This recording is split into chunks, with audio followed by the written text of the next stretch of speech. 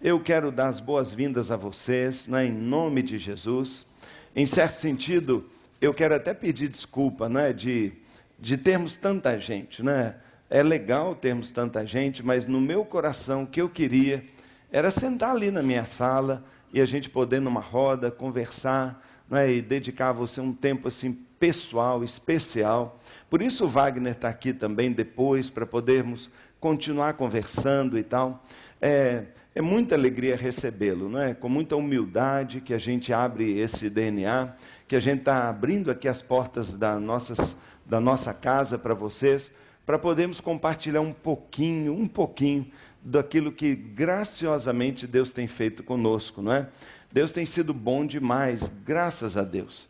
Na época difícil, no momento em que célula estava sendo muito questionado, célula estava sendo muito, né, todo mundo aí meio preocupado com isso, Deus nos falou tão claro ao coração, Deus nos deu uma direção tão clara, a gente estava orando, buscando a Deus, Senhor, que direção devemos conduzir a igreja?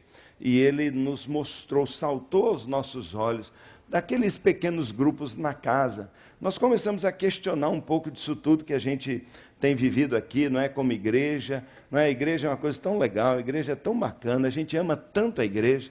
Eu me converti novinho, não é? 12 anos de idade eu já estava nesta igreja aqui, entreguei minha vida ao Senhor aqui e, sabe, sempre gostei muito da igreja, sempre fiz parte de uma igreja muito saudável, muito boa, mas uma sensação de que tinha algo diferente, de que alguma coisa estava impedindo a gente mesmo. Quando o Senhor me chamou para o pastorado, antes de sair fazendo qualquer coisa, nós oramos muitos meses. E sobrenaturalmente, Deus nos mostrou, falou, olha, o que está faltando é essa questão, essa dimensão menor dentro da igreja. Nós fizemos aquele ano da transição do Ministério Igreja em Células, que foi uma bênção para nós, e logo depois a gente tinha clareza do que fazer. Começamos em 2001 as nossas primeiras células, e desde então Deus tem nos abençoado tanto. E o DNA nada mais é do que com muita alegria, muita humildade, até com temor de dar aula para pastor. A gente aqui não é isso de jeito nenhum. O que nós queremos é compartilhar como amigos, de coração para coração, alguma coisa tão fácil, tão assim, que desembaraçou tanto os nossos caminhos de crescimento, e Deus tem nos dado uma graça tão grande, não é? Então eu espero, desejo mesmo, que ao longo desse dia, mais do que uma fórmula mágica, ou uma moda, ou alguma coisa, mas que você pense, reflita junto conosco, né, como irmãos, como uma só igreja, sobre o que a gente pode fazer, não é? O que a gente deve fazer, para que Deus possa liberar crescimento, e como nós já falamos antes aqui, que essa colheita extraordinária que já está acontecendo no Brasil, possa continuar a acontecer cada vez mais, não é? Então, graças a Deus por isso. Eu vou falar um pouquinho nesta manhã sobre visão, sobre talvez assim mais a parte da essência do que nós temos feito, não é? E eu espero que você, curta com a gente e que tenha liberdade. No final vou abrir para a gente fazer muita pergunta e conversarmos aqui, e temos um momento de pastor para pastor, e é essa a ideia. Tenho certeza que temos muito a aprender com você, que você tem muito a dar para nós, e o que nós queremos entrar é nessa cooperação. Então que Deus te abençoe. Vamos orar mais uma vez e pedir a Deus que fale ao nosso coração, pedir ao Senhor que nos abençoe, não é? Vamos orar a Deus, vamos pedir a Deus que fale conosco. Ó Senhor, muito obrigado pela vida de cada líder, cada pastor que está aqui nesta manhã. Senhor, o Senhor é testemunho do nosso coração. Com que amor, com que respeito, ó Deus, com que intenção, Senhor, nós abrimos este sábado para estarmos juntos e buscarmos o Senhor. E eu só peço uma coisa ao Senhor: diretamente do seu coração, fala ao nosso coração. Ó Deus, por favor, eu quero pedir, Deus, abençoa, Senhor. Eu quero pedir, Deus, mais do que apenas transmitir conhecimento, Pai, que o Senhor, ó Pai, em nome de Jesus, possa trazer sobre nós, Pai, ó Deus, direto do Senhor, unção, vida e poder, para conduzirmos nossas igrejas, não como a gente quer, não como a gente tem costume de fazer, não como sempre foi feito, mas como o Senhor quer que a gente faça. É o que eu oro e peço a direção e a cobertura do Espírito Santo e graça e poder sobre nós, em nome de Jesus. Amém. Sabe, nós, anos atrás, tivemos a coragem, não é, de fazer uma pergunta e começar a tentar responder seriamente essa pergunta: o que é a igreja? Como nós deveríamos liderar a igreja? De que maneira nós deveríamos conduzir isso que não é nosso?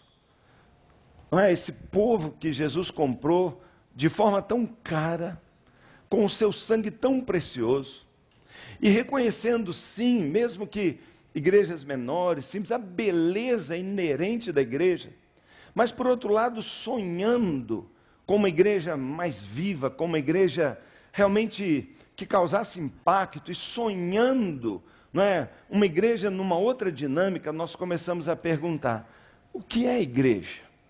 O que a gente faz? Tem base bíblica? A maneira como a gente tem vivido como igreja, isso é bíblico? É assim que Jesus faria? Então, vamos ver um vídeo que a gente trabalhou um pouquinho essa ideia, não é? Para a gente começar a pensar sobre o que é a igreja.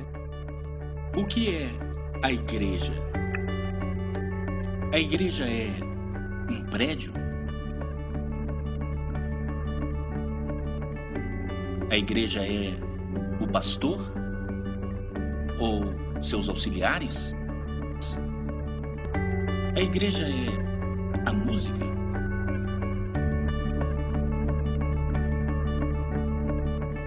A tradição?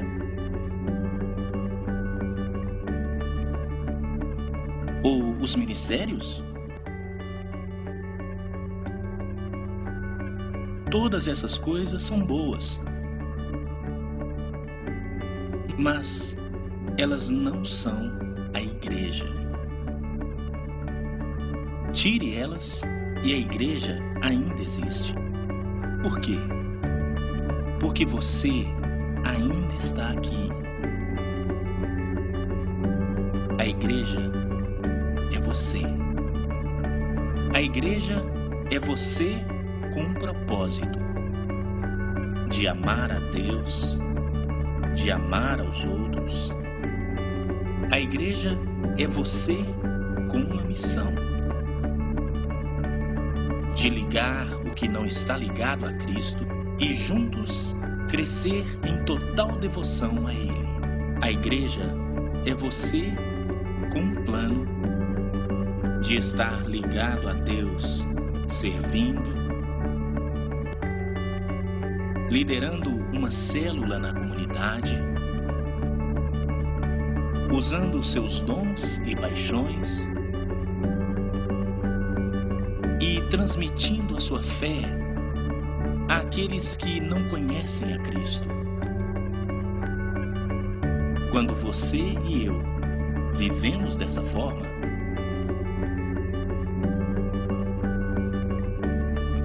todas as coisas que costumamos fazer na igreja tornam-se coisas que fazemos como igreja. Deus deseja isso. O mundo precisa disso. E nós somos chamados para ser isto. O que é a igreja? A igreja é você. O que é a igreja? O que é a igreja, irmãos? O que é a igreja? Será que a igreja é o pastor? E eu tenho medo que, não é? Eu tenho medo especialmente de você, não é? Imaginando se a igreja é pastor, de você ter uma crise existencial e começar, eu não sou a igreja. Irmãos, mas sinto muito te dizer, você, pastor, não é a igreja. E isso parece que a gente pensa que isso não é importante, mas quantas vezes a gente está confundindo igreja com prédio? Vamos lá na igreja. Você já parou para pensar na mudança que pode acontecer na troca de uma palavrinha como na igreja para como igreja? Você já imaginou o quanto a gente é limitado por local?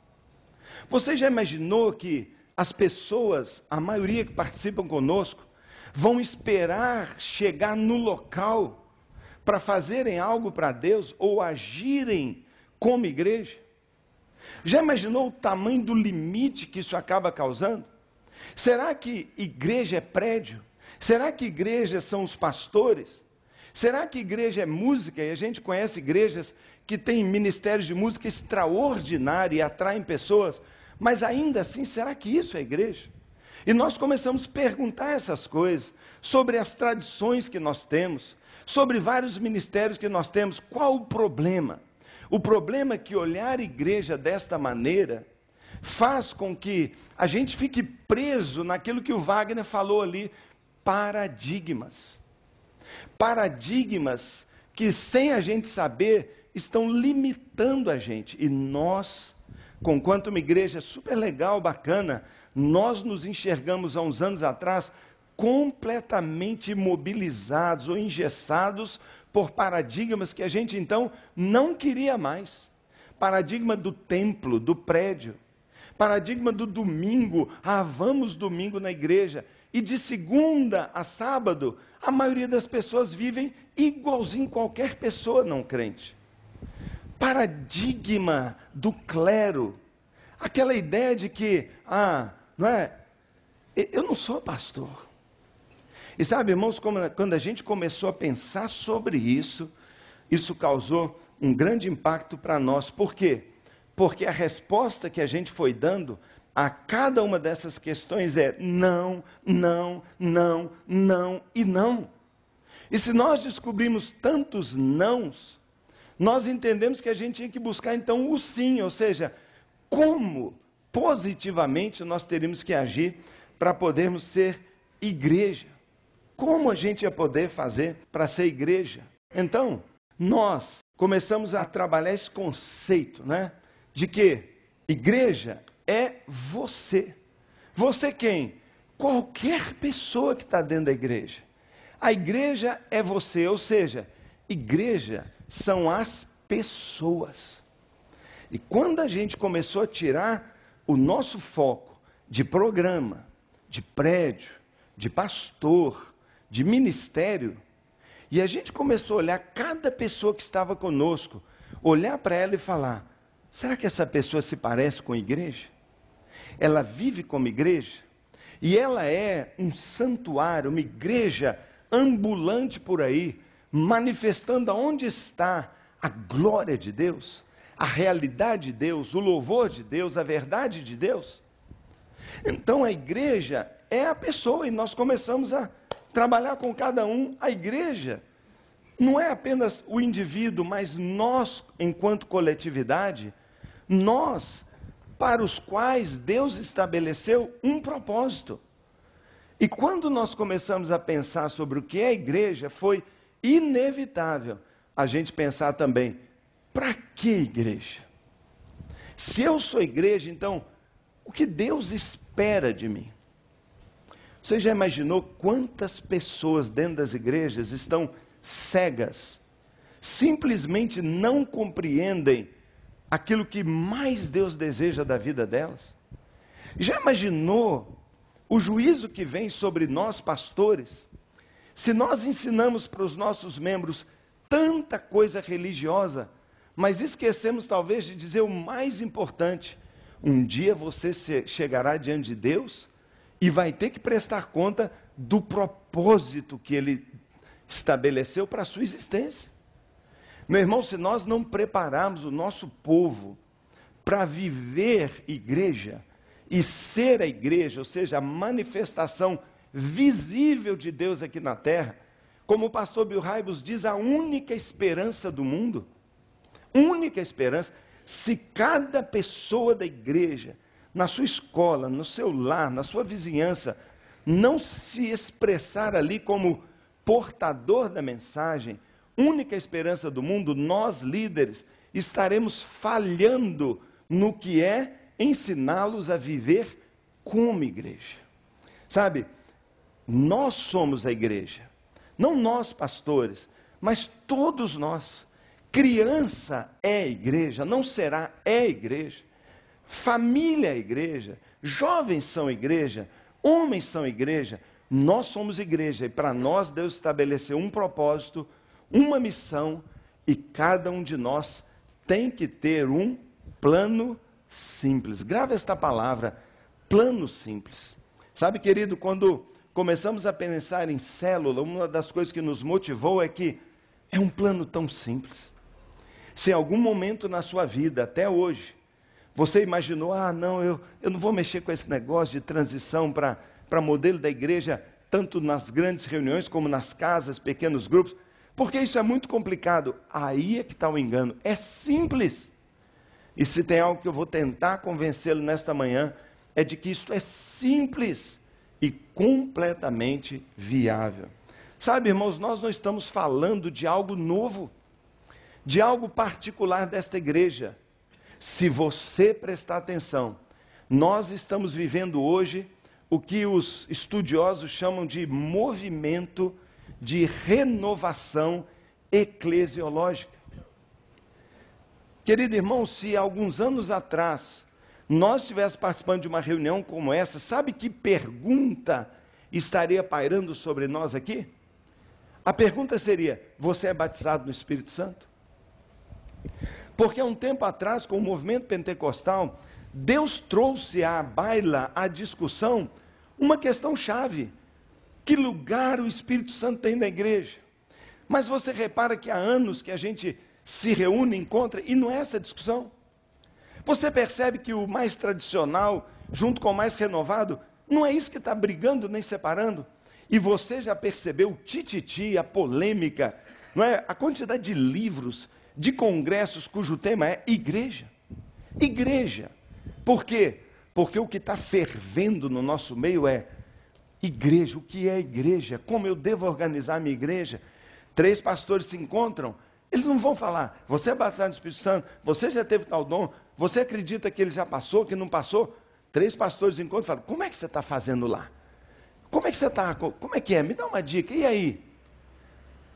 Em tese, esse encontro aqui é um encontro de uma discussão sobre como ser igreja no século 21, como ser igreja no momento da grande colheita, como ser igreja quando a maioria das pessoas nem querem mais saber de Deus, como ser igreja.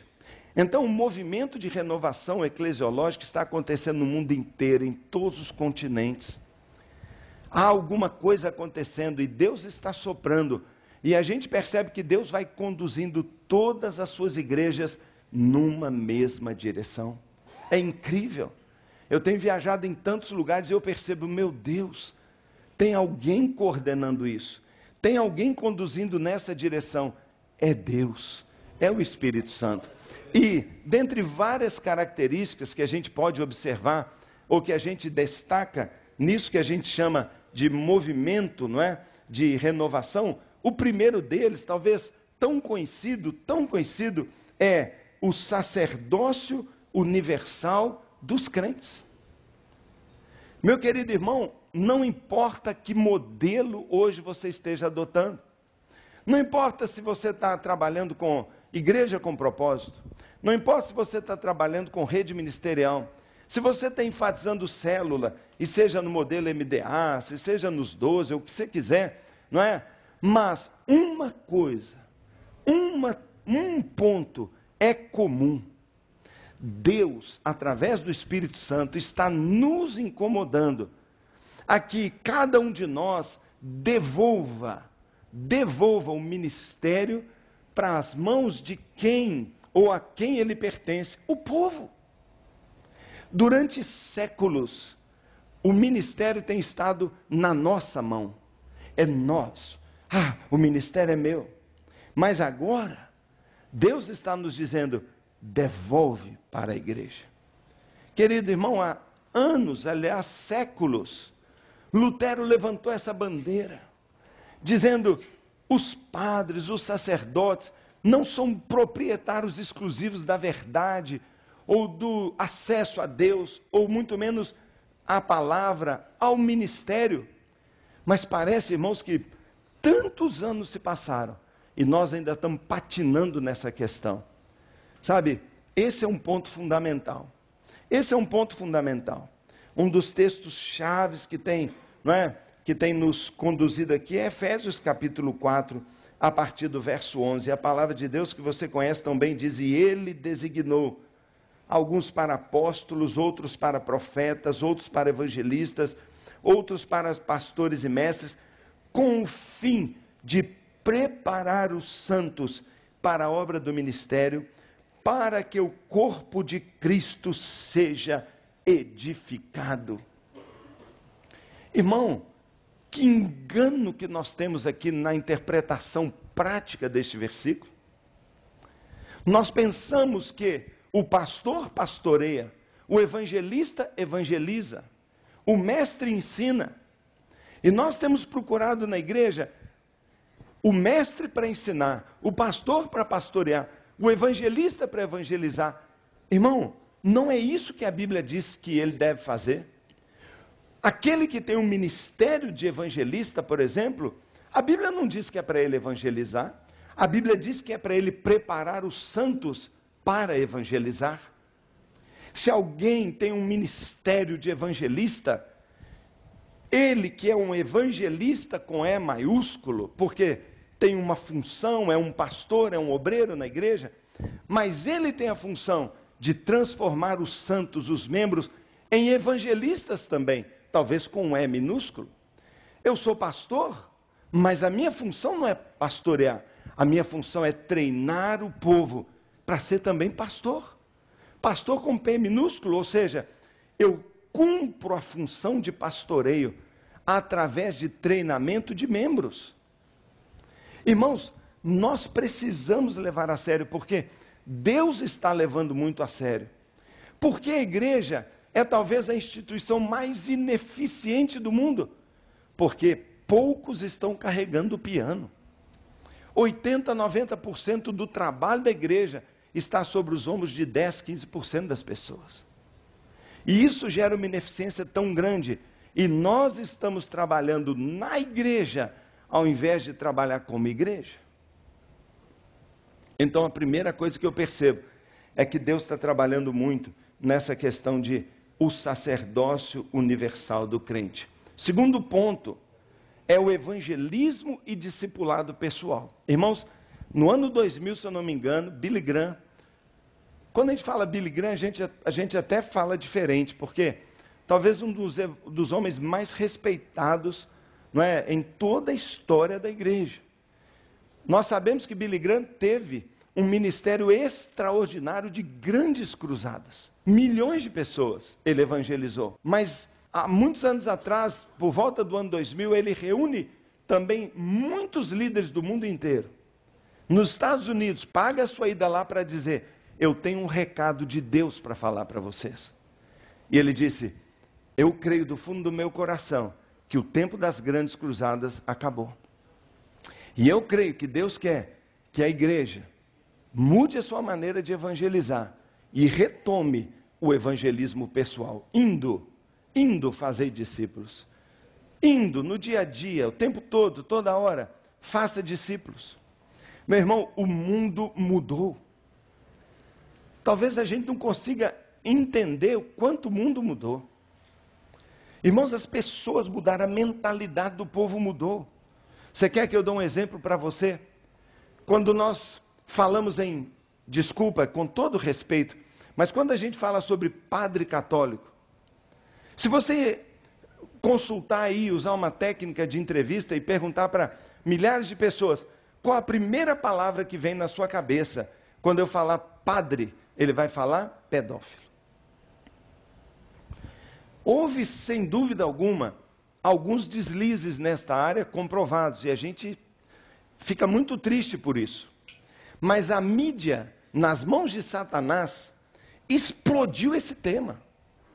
Espalhou e fez questão de semear na cabeça da população e do povo de que todo padre é pedófilo, o que não é verdade. Mas, na estratégia do Satanás, já preparando o campo para o anticristo, ele está se levantando contra tudo que diz respeito a Deus, para trazer descrédito a qualquer tentativa, inibir qualquer tentativa de pessoas buscarem a Deus. Ah, não vou nada com isso não, porque padre é pedófilo. Decepção, descrédito. Sabe, meu querido, quando se fala pastor, você acha que eu estou falando só de padre? Chega para o povo aí e fala pastor, o que ele vai falar na hora? Qual palavra? Ladrão.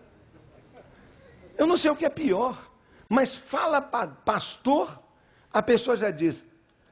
Quantas vezes eu ouço pessoas dizendo para mim, ah, pastor, meu marido não quer que eu vá na igreja, porque ele diz assim, eu não quero que você vá lá dar dinheiro para pastor.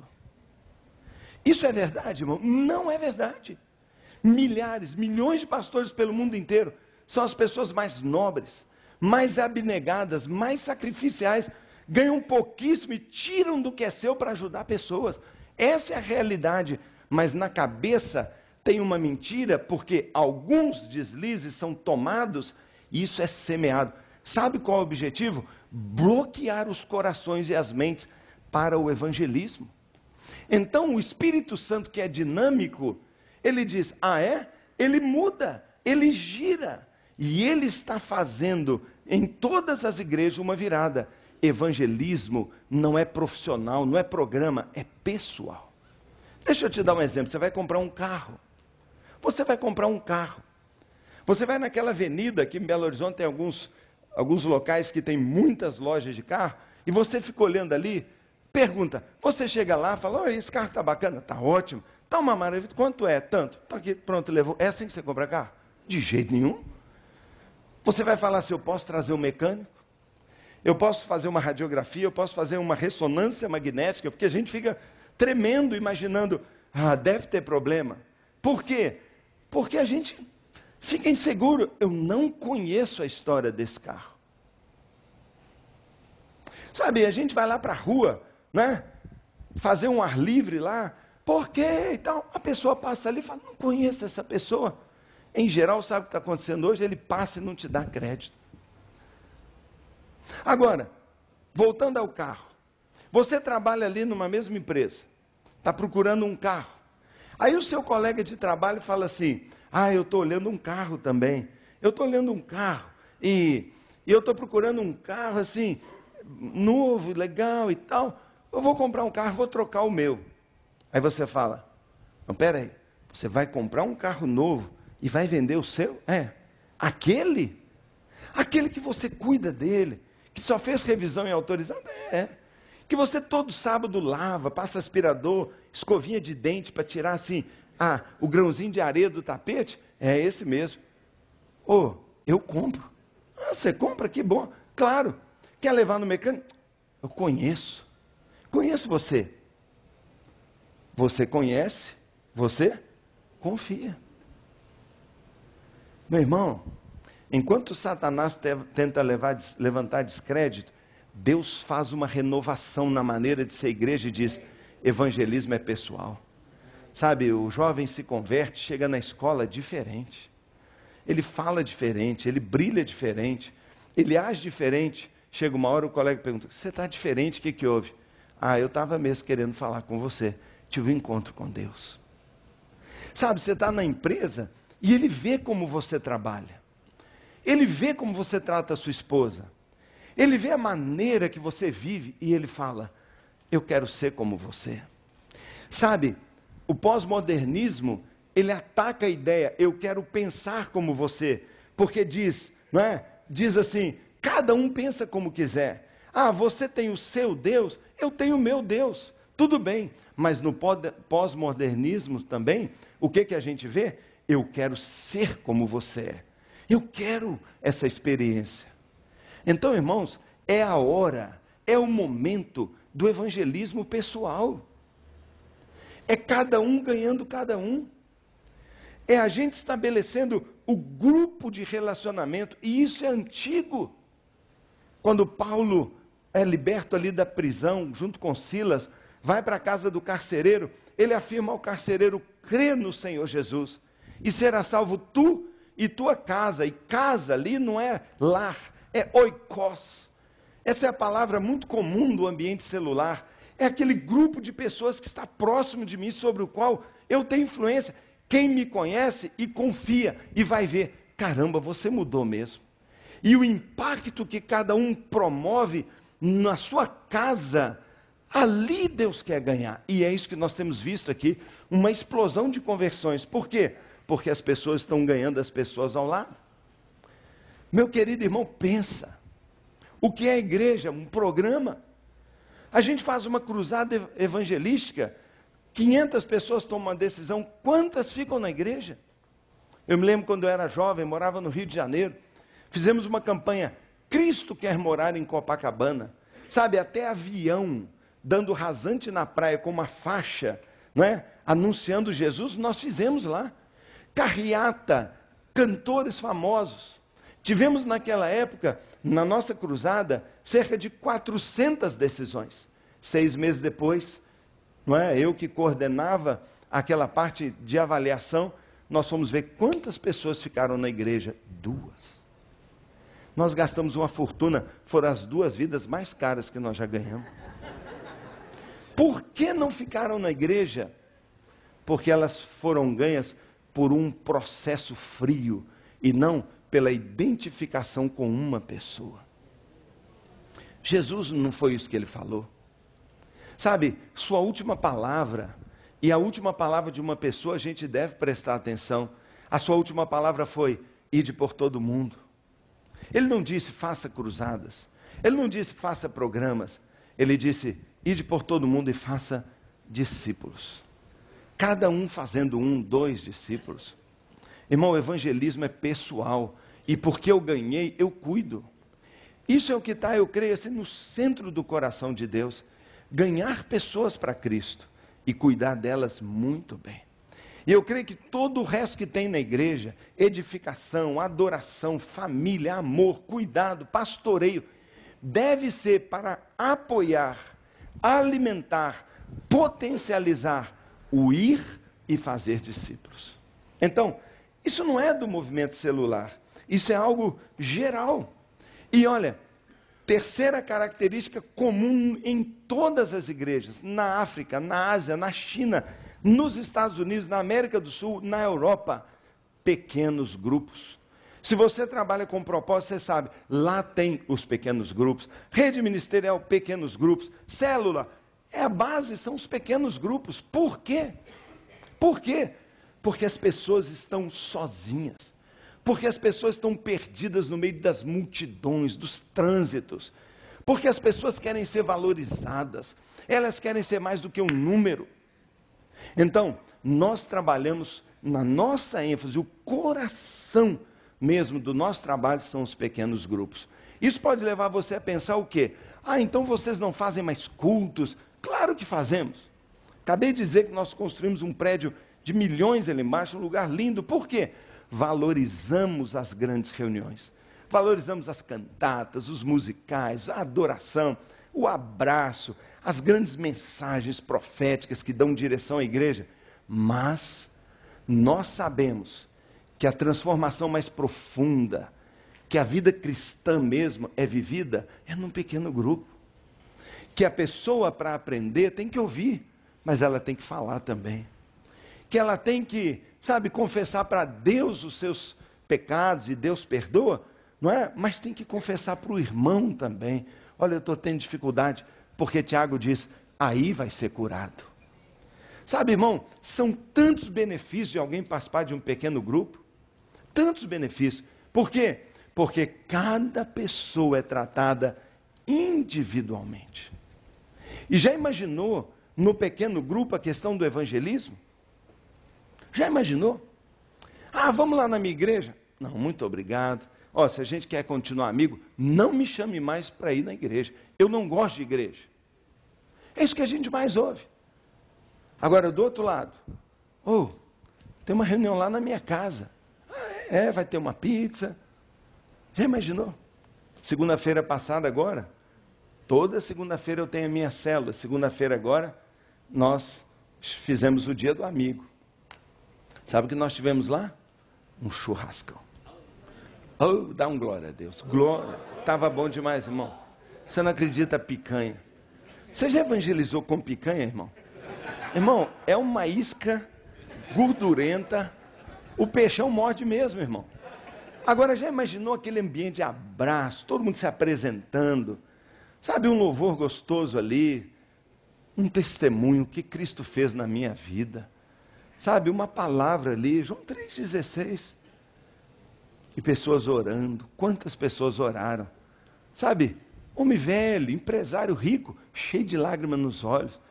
E logo depois a gente comendo feijão tropeiro, e carne, e filé, e banana assada, e conversando sobre a gostosura de estar numa célula. Segunda-feira agora, nós temos reunião. Sabe o que eu garanto para você? Que eles estarão lá de novo.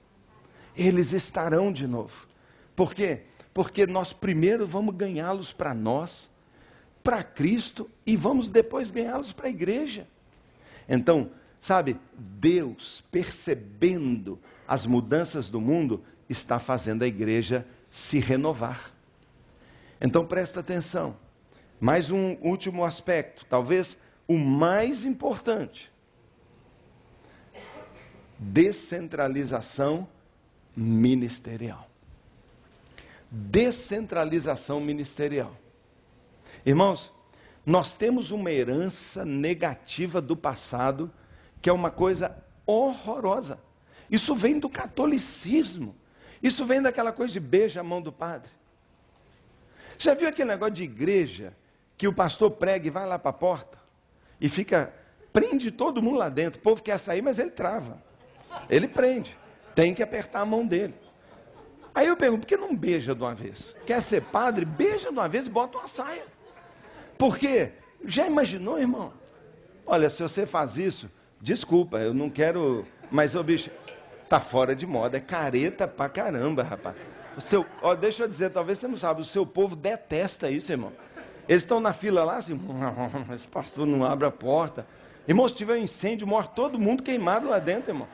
Porque não tem saída, o corpo de bombeiro vai te multar, pastor. Aquele negócio de apertar a mão, irmão, sabe o que isso comunica? Sabe o que isso comunica? O que esse cara está sentindo aqui, ó. Você está percebendo o que esse cara está sentindo? O que ele está sentindo? Fala para mim. Hã? Ele está se sentindo inferior.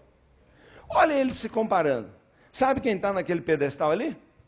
Fala assim, eu. Pastor o quê, irmão? Eu. Wagner não falou que é você que tem que mudar? Irmão, nós gostamos demais de um pedestal. Nós botamos um terno espetacular enquanto está todo mundo de jeans. Nós temos uma vaga especial enquanto todo mundo tem que se virar para parar.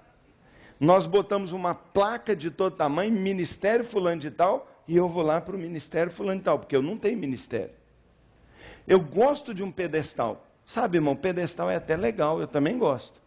Só que o pedestal envenena a igreja com algo que a gente de fato não queria que eles vivessem. Inferioridade, sentimento de incapacidade. E mais, você fez teologia, mestrado, alguns fizeram até PhD. O cara fala assim, o pastor prega porque ele tem PhD. O pastor prega porque ele ficou 5 anos dentro de um seminário. Eu não posso servir a Deus, não. Eu tenho medo. Olha o coitadinho.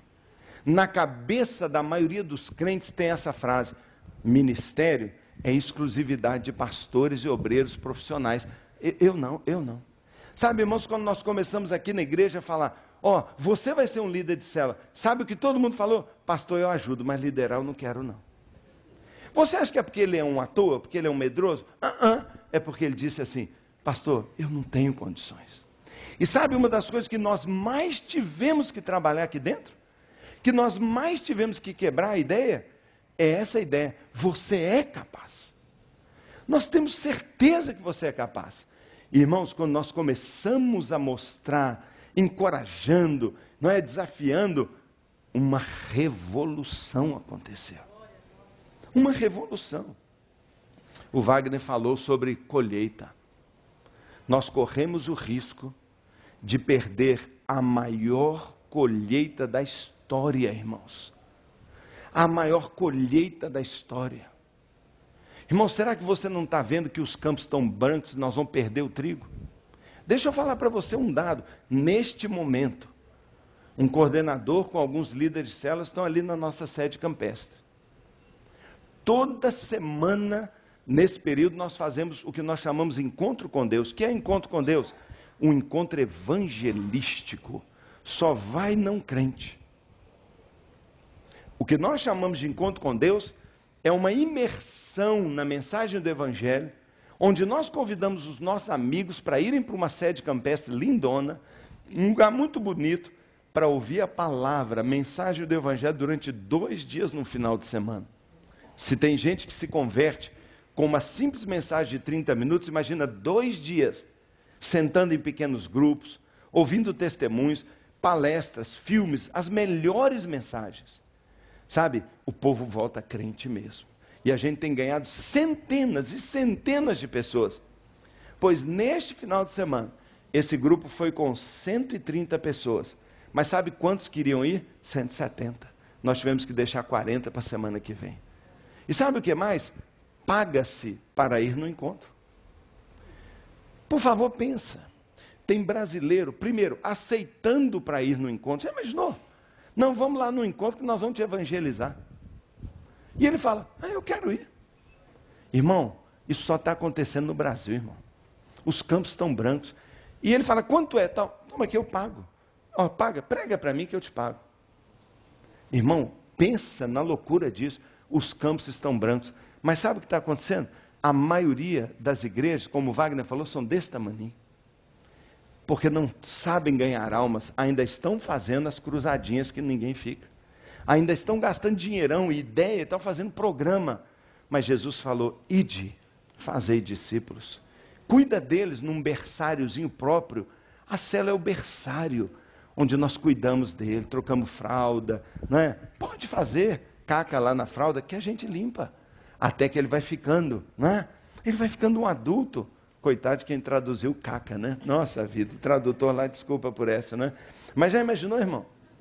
Nós corremos o risco de perder a maior colheita da história. Sabe por quê?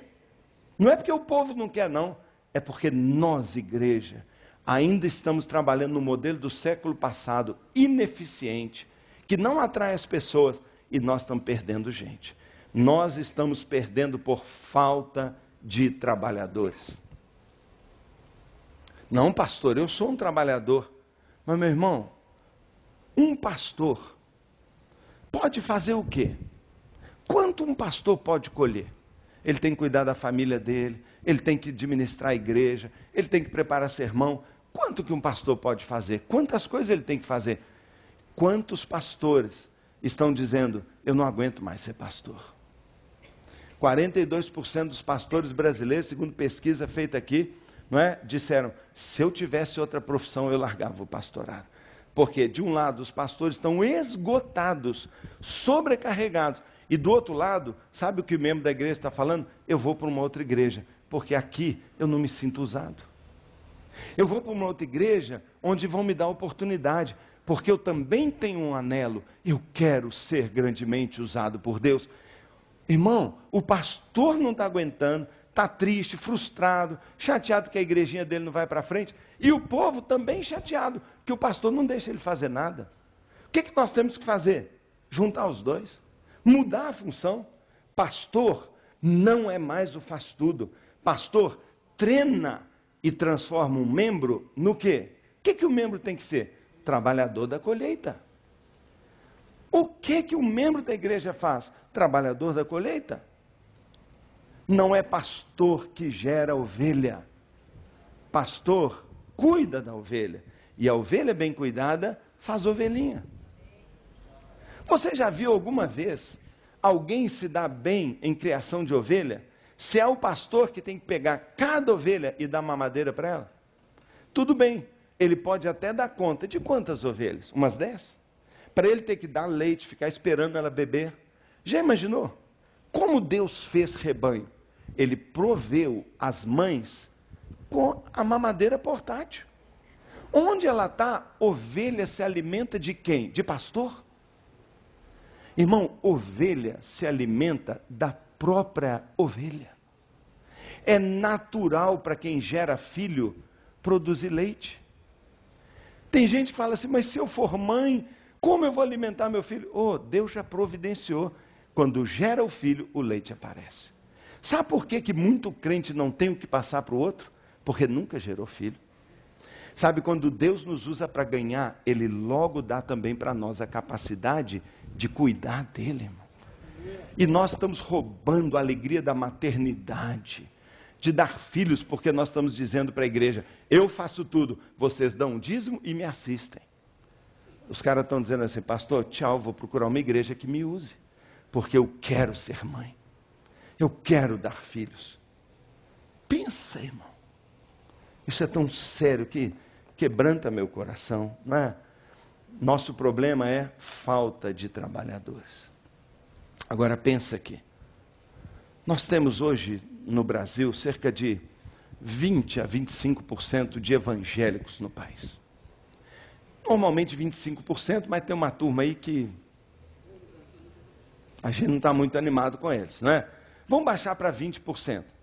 20% significa o seguinte, de cada 5 brasileiros, 1 é crente. 1 é crente. Quer dizer que se um brasileiro for treinado, preparado, em liderança, em evangelismo pessoal, o pastor caprichar com ele, e se cada crente do Brasil ganhar 1, 2, 3, 4 pessoas, quanto tempo para ganhar 4 pessoas? Vamos dar uma ideia aqui, 5 anos, vamos dizer 4 anos. Você acha que é impossível um crente cheio do Espírito, capacitado, que o pastor está liderando, ganhar uma alma para Jesus por ano? Irmão, 2013, 14, 15, 16. Em 2016, Olimpíada no Rio de Janeiro. O mundo chega aqui, 200 milhões de brasileiros vão dizer, bem-vindo em nome do Senhor Jesus. Já imaginaram, irmão? Já imaginaram, irmão? Já imaginaram o potencial? Meu irmão, está tão perto, está tão fácil, mas sabe de quem é a culpa da gente não alcançar isso? Dos pastores. Porque o pastor está dizendo assim, eu não quero mudar, eu quero continuar fazendo como eu sempre fiz, eu faço tudo.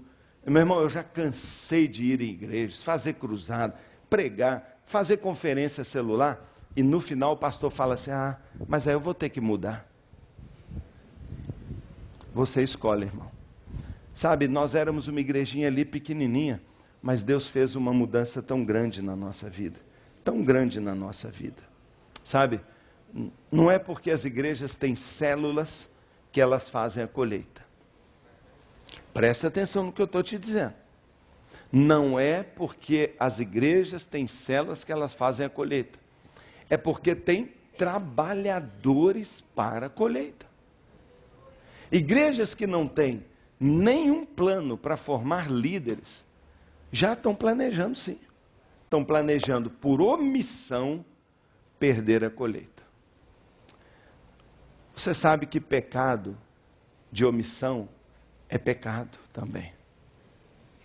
Muita gente peca porque faz o que Deus não quer que a gente faça. Mas muita gente, e isso a gente chama de pecado, adulterar, roubar, Deus não quer que a gente faça. Não adultereis, não roubeis, mas a Bíblia fala, ide, faça discípulo. Não fazer isso, a gente não diz que é pecado. Mas a Bíblia diz, aquele que sabe que deve fazer o bem e não faz, nisso, ele peca. Meu irmão, está tudo errado nesse negócio de ser igreja. Nós estamos apenas evitando que o nosso povo não faça nada errado. Mas nós não estamos ministrando neles a capacidade e a coragem para fazer também o que é certo. E aí nós ficamos bonitinhos, trancados dentro das nossas igrejas, como se fosse um aquáriozinho de crente. Por isso Deus está dizendo, derruba as paredes. Sabe onde estão as maiores paredes, irmãos? Dentro da gente. Meu irmão querido, de pastor para pastor, a maior dificuldade que você vai ter para começar um sistema celular e treinar líderes e preparar trabalhadores para a colheita, não são os seus diáconos, não é a denominação que você faz parte, não é que o sistema é complicado porque é facílimo, não é preparar o curso de líderes. Sabe qual é a maior dificuldade que você vai ter? Você mesmo. Porque você gosta do pedestal. Porque a ideia de que você é o pastor entranhou em você. Porque você está acostumado a fazer. Sabe o que eu te aconselho a fazer saindo daqui, irmão? Vai para um quarto, fecha a porta e chora. Quebranta seu coração. Fala: Deus, por favor, Deus, que eu não seja um impedimento. A maioria das igrejas está tampada para o crescimento por um pastor que tem medo. Medo das coisas novas. Pedro fala: Senhor, se é tu, Senhor, faz com que eu ande sobre as águas. E o Senhor fala: vem. Vem. Só um foi, todos podiam ter ido, mas os outros falaram: aqui pelo menos não afunda, lá também não afunda. E se afundar, é apenas para eu aprender. E para eu depois, ao invés de estar só sobre as águas, estar sobre as águas e ainda abraçado com Jesus. Porque foi assim que Pedro... Alguns falam: mas ele afundou. O afundar foi apenas o processo de aprender a estar de braço. Porque como é que você acha que Jesus o levou para o barco? Jesus falou: vem, Pedro, vamos andando. E eles voltaram juntos, intimidade. Caminhar com Deus é tudo que eu quero. Meu irmão, por favor, por favor. Agora, nesta frase, que não é nossa, mas foi cunhada pelo Joel Kominski, tudo que você lê do Joel Kominski, pode ler porque é excelente. Mas, nessa frase está o nosso DNA. Você veio aqui para falar: eu vou lá ver o que é central. Então, deixa eu falar para você qual é o ponto. Nós chegamos no ponto. E o ponto é treinar líderes. O ponto é: mude a sua visão do seu pastorado. Sim, gaste tempo preparando a mensagem. Sim, gaste tempo organizando os programas, a sua igreja. Não para não. Mas pega o tempo nobre, o filé mignon do seu tempo e treine pessoas. Faça isso que eu estou fazendo aqui. Converse com eles sobre igreja. Tenha coragem de perguntar: o que está precisando mudar aqui? E sabe, se quiser, pega o nosso material que você vai receber. Pega, abre uma escola de líderes. Uma vez por semana foi o que eu fiz, 3 meses. 3 meses eu abri uma turma com 45 pessoas. Sabe, de 85 líderes que eu levei para um retiro, para desafiar, os 45 toparam. Eu não fiquei reparando nos que não quiseram ir. Eu olhei para os que quiseram. E nós começamos a fazer uma escola. Eu nem sabia direito o que falar, e você talvez nem precise. Só de estar junto e você está dizendo: Deus vai usar você, Deus vai usar você, Deus vai usar você. E daqui a pouco, orientá-los a escolher uma casa. E nós ajuntamos esses 45 em grupinhos. E abrimos as primeiras 15 células. Deus fez algo tão lindo, tão grande. Então, meu irmão, pensa nisso agora. Qual é o fator que vai gerar o máximo impacto numa igreja? É o modelo ministerial? Não. Eu conheço igrejas com propósitos espetaculares e com propósitos horríveis. Então, o modelo não foi o modelo que determinou. Eu conheço igrejas em células maravilhosas e igrejas em células que não saem da encrenca. É o ministério pastoral? Bem, faz muita diferença. Aqui em Belo Horizonte, quem é daqui sabe, nós temos uns gigantes aí que é brincadeira. Um Márcio Valadão, meu irmão, ele enche uma igreja sozinho. Já viu aquele homem? Um Jorge Linhares, já viu um pastor daquele? É só ele começar a pregar, o que acontece? Todo mundo vem. Mas eu sou um Jorge Linhares? Eu sou um Márcio Valadão? Não sou. Eu sou quase que um retardado espiritual. E eu achava que eu nunca seria um grande pastor. Porque naquela figura ali, eu não me via o de cima. Sabe quem eu era? Aquele aqui, ó. Toda palavra que Deus me deu para o meu chamado é ser forte e corajoso. Ser forte e corajoso. Hoje, quando o anjo vai falar, Deus vai me dar uma palavra, eu já sei. Fala para o covardão, fala. Aí vem a palavra, ser forte e corajoso. Eu já sabia. Lá no céu, os anjos devem conhecer aquele. Mas, irmão, nós estamos ou não estamos fazendo impacto? Estamos. Por quê? Porque um dia Deus falou comigo, você não precisa ser maravilhoso. Você não precisa ser sensacional. A igreja é que tem que ser. Os líderes é que tem que ser. Então, ao invés de eu ficar lutando para eu ser bom, eu falei, eu vou fazer minha igreja ser boa. E ao invés de eu não aceitar que eu sou uma pessoa comum, eu falei, e se eu virar 1000? Meu amigo, 1000 eu te garanto que eu passo esses grandão aí. Porque 1000 vale mais do que 1, por melhor que ele seja. E se você começar a juntar, em vez de só você, 10 líderes, depois 20, 50, já imaginou 100 pessoas que têm o seu DNA, são trabalhadores da colheita, e para eles a igreja não é sua não, é nossa. Mas tem gente que não quer, pastor fala, não, é minha. Meu irmão, se você ficar nessa, tudo bem, você vai ficar sua, ou nossa, qual você prefere? Então, qual é o máximo impacto? Nós descobrimos que o maior impacto é o desenvolvimento de liderança. Então, o que eu estou dizendo para isso? Você quer mudar a sua igreja? Você quer causar que a sua igreja seja uma causadora de impacto nacional, regional, local, mas um impacto? Irmão, seu foco tem que ser, eu vou desenvolver líderes. Eu vou ter um plano para pegar um membro aqui e falar, cara, você vai ser um líder. Eu não quero não. Encorajamento. Pastor, eu já quero. Então vamos. Pá. E daqui a pouco, ajude-o, supervisione, acompanhe. E ele vai ficar encantado. Sabe, queridos, essa figura está meio atrasada. E olha, desculpa, né? Eu detesto essa parte aqui. Mas fica parecendo que a gente está aí, né, se mostrando. Não, mas é porque eu sei que pastor é sensível a isso, então nós temos a ousadia até, mas pedindo desculpa, para te falar sobre isso. Mas veja, por favor, a história da nossa igreja, não é? Veja a história da nossa igreja, não é? Se você, mais ou menos, não é? Essa subida ficou um pouquinho antes ali, porque a gente começou a célula, foi fazer a transição em 99, não é? Foi quando eu larguei meu trabalho e vim ser pastor. 2000 treinando líderes o ano inteiro. 2001 abrimos as primeiras células. Mas se você pegar aqui, ó, você vê que tem uma montanhazinha ali que deu uma subidinha. Nós chegamos ali a ter 500 membros aqui na igreja. Mas está vendo que depois nós caímos de novo? Por quê? Porque cresce, mas não mantém. Daqui a pouco divide, daqui a pouco alguém já fica de novo insatisfeito, porque não mudou nada. Mas em 2001 nós abrimos as nossas primeiras células e fizemos a transição para o modelo celular em 2001, não é? E olha o que aconteceu em termos de curva. Olha o que aconteceu. Hoje nós temos cerca de 8.000 pessoas se reunindo conosco toda semana.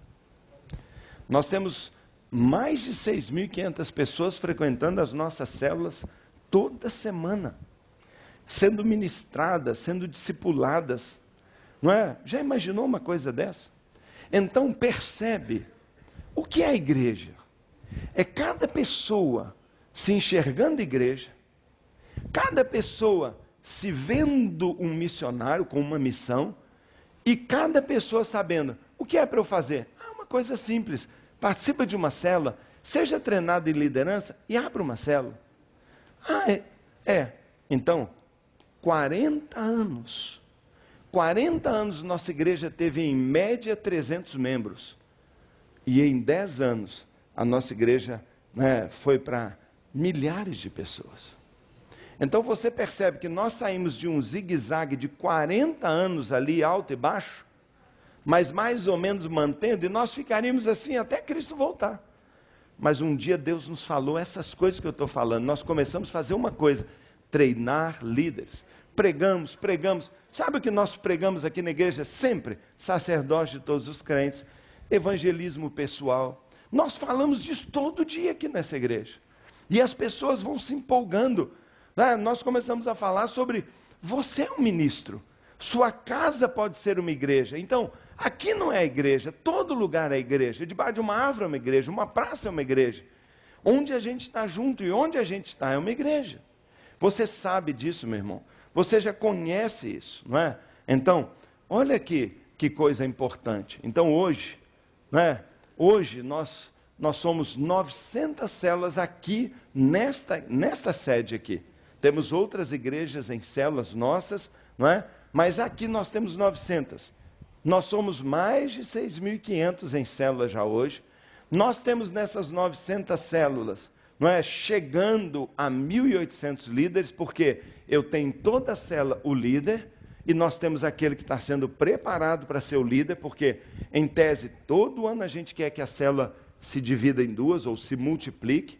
Nós temos 130, mais até GDs. O que é GD? É o grupo de discipulado. Por quê? Porque cada líder tem que ser cuidado também. Então nós pegamos de um grupinho de 5, 6 líderes, um melhor, mais experiente, e colocamos ele cuidando dos outros. E eles vão em equipe, eles vão fazendo planos, eles vão trabalhando em grupos de discipulado. E nós temos isso, não é? E continuamos a crescer.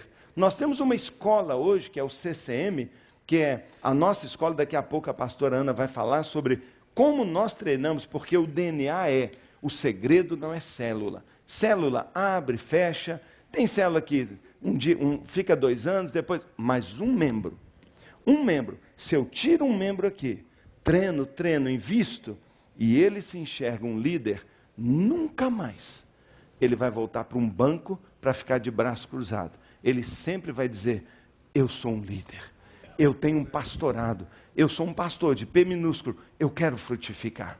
E sabe, irmãos, nós abrimos e fechamos células, mas os líderes permanecem. O máximo impacto é obtido quando nós geramos líderes. No nosso CCM, nós devemos ter hoje cerca de 1.600 a 1.700 alunos estudando. Sabe que esses alunos já vão formar e vão abrir novas células? Sabe disso? E sabe que cada pessoa que se batiza, nós já dizemos para ele, pois nós vamos te preparar e você será um líder. Eu terei uma célula na minha casa, você terá. E sabe, irmãos, percebe aquela curva? Nós entramos numa exponencial. Sabe o que significa exponencial? É que cada vez mais, não é? Em pequenos espaços de tempo, nós crescemos e nós já não estamos acompanhando isso. Hoje nós estamos plantando igrejas em outras partes da cidade e queremos ter muitas igrejas, porque nós queremos ganhar Belo Horizonte inteirinha para Jesus. Nós trabalhamos com metas aqui. Metas, tem gente que não gosta de meta, eu entendo. E a gente aqui tinha meio esse conflito. Então sabe qual é a nossa meta para esse ano agora? Sabe qual é a meta dessa igreja? Vamos ver se você descobre aí. Qual é a nossa meta? 2.000 convertidos? 3.000? Crescer 100%, 50%? Sabe a nossa meta qual é? Muitos já sabem. Nossa meta é uma alma para Jesus. Porque uma alma vale mais que o mundo inteiro. Então nós dizemos para todo mundo, a nossa meta é uma pessoa. Agora, cada um ganha um. A nossa meta é que cada um ganhe um. Já imaginou se 8.000 pessoas ganharem ao longo deste ano, que começou agora em junho para nós, julho começa o nosso ano, já imaginou se cada um ganhar mais um? E cuidar dele? Nós vamos para 16.000 no ano que vem. E se no próximo ano cada um ganhar um, nós vamos para 32.000. Se na sua igreja, com 300 membros, 200 membros, cada um ganhar um por ano, para quanto vai a sua igreja? Para quanto vai? O dobro. Meu irmão, como é fácil liderar a igreja para ganhar um, porque o pessoal fala, pastor, só um no ano todo? É só um. Se você ganhar um, irmão, você é o super crente. Deixa comigo, pastor. E a gente incentiva, a gente abre espaço, e sabe, o povo ganha mesmo. E essa é a nossa missão. Deus tem nos chamado para isso, não é? Para nós ganharmos pessoas para Jesus. O que é uma igreja em células, irmãos? O que é uma igreja em células? O que é o DNA? O que é a Igreja Batista Central? Igreja em células não é mais um ministério, não. Cuidado, irmão. Você pode cometer o erro que a maioria que não está dando certo em célula e se frustrou e diz assim, esse negócio não funciona. A maioria comete um erro. Não, eu quero célula assim. E é um ministério. E tem gente que fala assim, não, pastor, olha, eu apoio célula é bacana mesmo, pastor, mas eu já sou do Ministério da Família. Como é que eu vou ser de 2? Pastor, eu canto na banda. Então eu já sou da banda, como é que eu vou ser da célula? Irmão, ser uma igreja em células não é ser uma igreja com células. Ser uma igreja em células, que é o que funciona, não é ser uma igreja com células, que em geral não funciona e queima um mover de Deus. Uma igreja em células, célula não é o ministério, é o coração da igreja. É o estilo de vida. Nós não dizemos que a igreja é uma igreja de 2 asas, tipo, nós temos as grandes reuniões, as bandas, não é? Os ministérios, e nós temos também a célula. E aí a pessoa escolhe, ou eu vou para cá, ou eu vou para cá.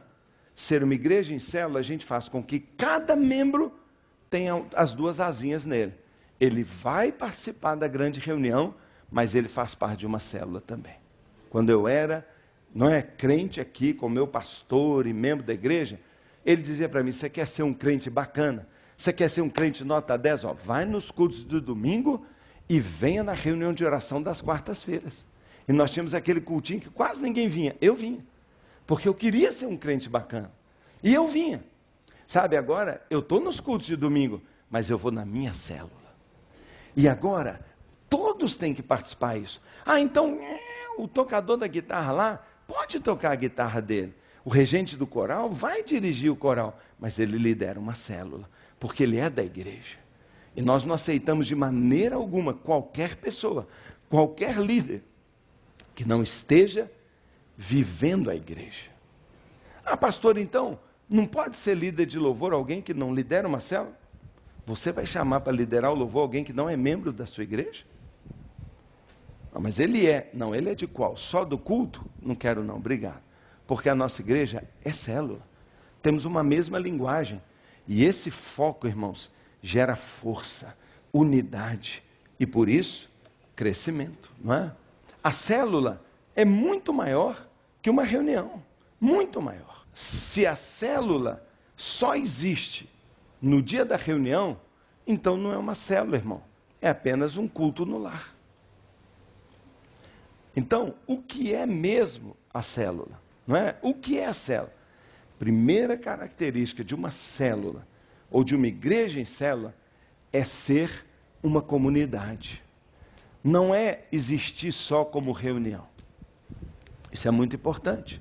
Para eu terminar, as pessoas não vão apenas para uma reunião que é um mini cultinho. Elas têm um grupo que elas pertencem, com as quais elas têm relacionamento umas com as outras e juntas estão buscando a Deus. Essa reunião vai acontecer num dia, mas eles vão sair também para passear, eles vão pedalar juntos, eles vão para uma academia, eles vão ser amigos. No dia do aniversário, a turminha liga e ali nós temos o quê? A igreja completa, vivendo o pastoreio, vivendo essa característica, não é? Vivendo essa característica. Então, essas são as funções mais importantes de uma célula. Célula gera informalidade na igreja. Célula gera amizade e comunhão. Célula gera evangelismo pessoal. Célula permite o crescimento ilimitado da igreja. Nós temos ali embaixo um prédio com pouco menos que 3.000 lugares. Se eu tivesse chegado a 3.000 lugares, pronto, minha igreja não cresce mais. Mas ela vai continuar crescendo, mesmo eu tendo um prédio de 3.000 lugares só. Por quê? Porque ela não cresce por causa do prédio, ela cresce como igreja, e não na igreja. Então, crescimento ilimitado, oportunidade ministerial para todo mundo, o pessoal fica vibrando, porque a igreja me valoriza, e eu compartilho e faço parte do pastorado da igreja e da liderança, junto com o meu pastor, não é? A célula cuida das pessoas. Pastoreio. Por quê? Porque quando alguém falta, quando alguém adoece, quando alguém perde um ente querido, a célula fica sabendo. Às vezes eu não fico, mas a célula fica e a pessoa é cuidada. É maravilhoso, irmão. Isso não é uma maravilha mesmo? Então esses são os propósitos da célula. Crescer em relacionamento com Deus, desenvolver relacionamento uns com os outros, não é? Providenciar apoio e cura uns para os outros, providenciar cuidado pastoral adequado, equipar e treinar as pessoas, desenvolver novos líderes, ganhar pessoas para Jesus. E é isso que nós temos feito. É isso que nós temos feito. E esse é o DNA, meu irmão. Deus está fazendo um movimento de renovação das igrejas. Deus está fazendo um movimento tremendo de renovação das igrejas. E talvez você veja aqui procurando uma nova visão. A Batista Central está... É a mesma coisa que você sabe.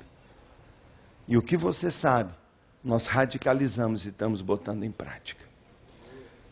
E olha, se eu posso de pastor para pastor dizer para você, eu quero dizer, conte conosco. Nós queremos inspirá-lo, andar junto. E nós queremos, principalmente, ajudá-lo a ter coragem de fazer um passo tão simples. Mudar o seu papel. Sabe, irmãos, nós temos, nesse tempo aqui, finalmente a ficha está caindo e a gente está descobrindo que nós não mudamos ninguém. Você já descobriu que a gente não muda ninguém? Quantos anos eu tentei mudar minha esposa? Nunca consegui mudá-la. Mas sabe que o nosso casamento mudou? E o nosso casamento é tão lindo. Sabe por quê? Porque ela mudou, mas não fui eu que a mudei.